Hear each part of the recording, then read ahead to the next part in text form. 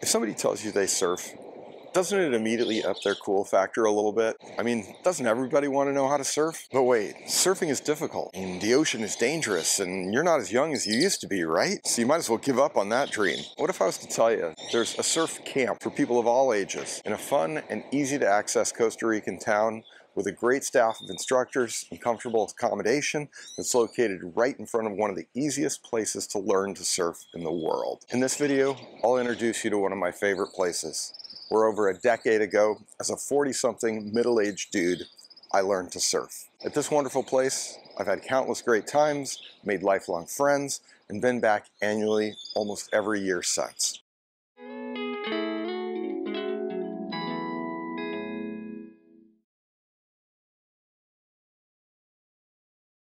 Witches Rock Surf Camp in the Costa Rican town of Tamarindo is an affordable, convivial, and friendly place. Although it's certainly not a palatial or luxury property, they do the surf camp to perfection. First, its location. Tamarindo is in the northwestern Costa Rican province of Guanacaste. Assuming you're not doing a larger tour of Costa Rica, the most convenient airport to fly into is Liberia. Now, the North American pronunciation is Liberia. Don't book San Juan.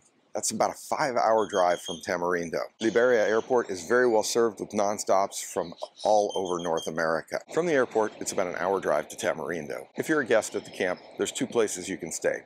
The main camp, which I prefer, is located right on the beach, overlooking the spot where most beginners learn the basics of riding the waves. But depending on the conditions, it can also be a pretty fun intermediate spot as well. The main camp has 2 restaurants, a couple of bars, and a small swimming pool.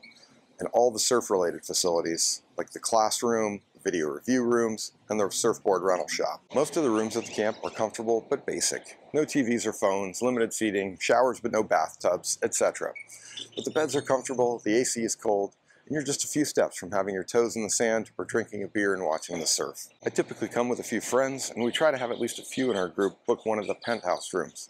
These rooms have a kitchenette and a full-size refrigerator, but they also have access to the large 3rd-story patio that I'm currently standing on that overlooks the entire beach and is a perfect place to gather your crew for sunsets. Guests may also choose to be accommodated at the sister property, the Pueblo Dorado Hotel. This is down the street a little ways and a few minutes walk from the beach. The rooms here have more amenities, TVs in the rooms, they're a bit quieter, and it has a larger swimming pool. But you're also a bit further from the beach and the surf action. Regardless of which accommodations you're based at, all guests get free breakfast daily, unlimited use of their hundreds of rental surfboards in every shape and size, a daily surf session with an instructor that varies by your ability level. If you arrive and depart on Saturday, they also include free transportation to and from the Liberia airport. They tailor their program for most guests to run on a Saturday to Saturday basis, but you can arrive and depart on whatever days work for you. If you're just starting surfing, you get a daily lesson out in front with a group of 2 to 3 fellow beginners. You learn technique and over the course of the week progress from getting pushed into waves by your instructor to being able to independently select and paddle into your own waves. On Friday morning, the beginner groups all combine together to do their graduation trip to a nearby intermediate surf spot called Playa Grande. If you have some surfing experience, you'll instead enroll in the intermediate or advanced program. With this, you're in a slightly larger group of 4 to about 7 surfers and an instructor. The instructor will give you as much or as little coaching as you want. They're basically a guide, coach, and lifeguard all in one. You'll do the daily trips by van or boat to a surf spot in the region. The instructor typically selects the spot to best suit the surf forecast and the ability levels of the group. Regardless of the program you're in, at least 3 or 4 times during a week, a videographer will film your group so you can do a video analysis with your instructor. There's also a number of other instructional sessions offered on surfing etiquette, strength and balance, and other surf-related topics. At the end of the week on Friday evening, they do a culminating awards celebration, where video highlights of the week are shown and trophies are awarded for the biggest wave, best wave, and biggest wipeout. I've met fellow surfers there from ages 7 to 70, families, singles, couples, friend groups, you name it. Even if you come by yourself, you'll end up meeting a diverse group of people who all have something in common, the love of surfing.